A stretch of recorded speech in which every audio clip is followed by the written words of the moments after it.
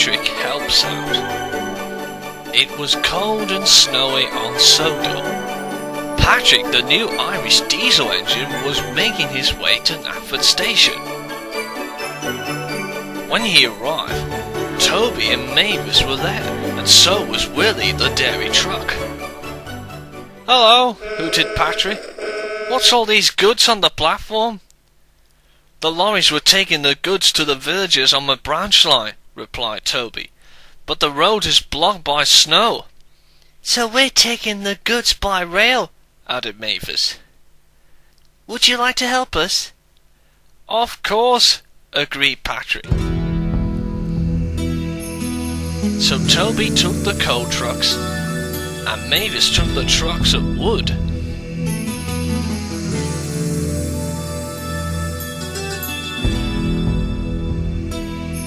Patrick buffered up to Willy and the goods train. Snow started to fall. Willy was worried. "It's starting to snow," he called. "We should check the weather with the yard manager." But Patrick didn't want to be told what to do by a truck.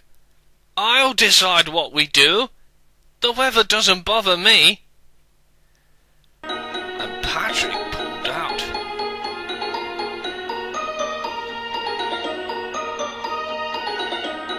Patrick rode through the snowy countryside. The snow was getting thicker and very heavy. Patrick stopped at a signal.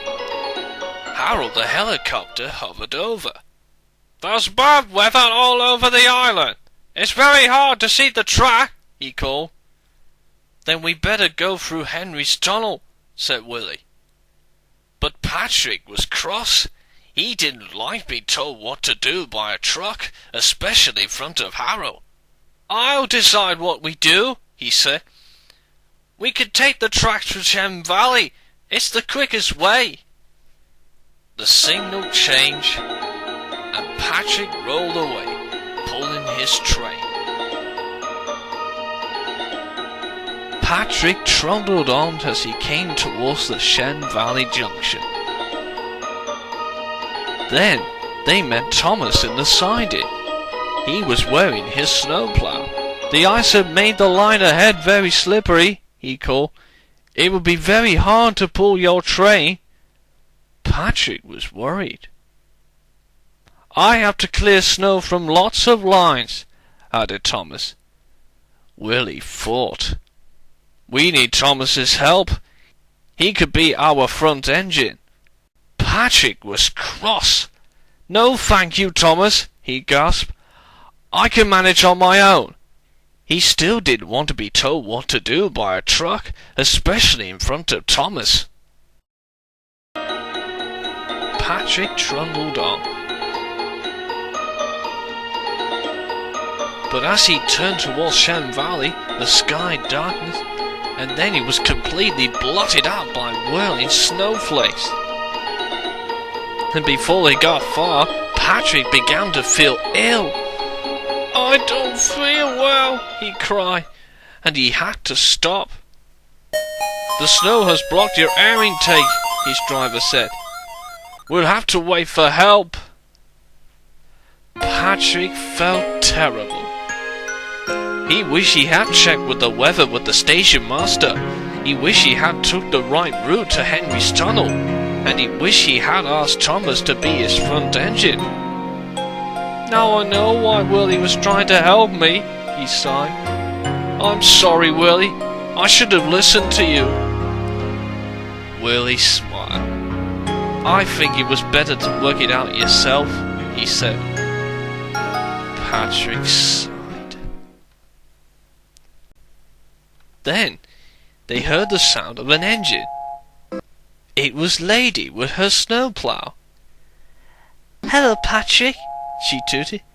"Thomas told me that you were helping Toby and Mavis delivering the goods to the villages." "I am," replied Patrick, "but I got myself into a terrible state." Patrick knew what he had to do now. "Willy," he called, "how can I deliver my train on time?" Willy was happy to help. We should ask Lady's help. She could couple up to the front of us, and then we could get the goods to the villagers on time. What a good idea, cheered Patrick.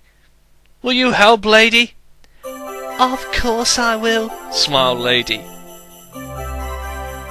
So Lady, Patrick and Willy backed up to the signal box. They told the signalman what had happened, who phoned the station at the village. And then the engine set off.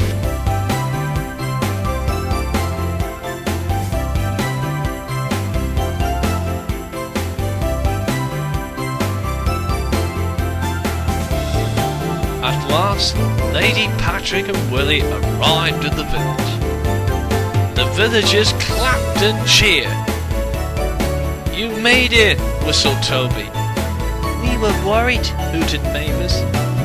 Patrick smiled. Well, I have learned something today. Whenever I helped, I got to be told what to do, especially by a good truck like Willy. Willy was happy to be a good truck, and Patrick was happy to have a good friend.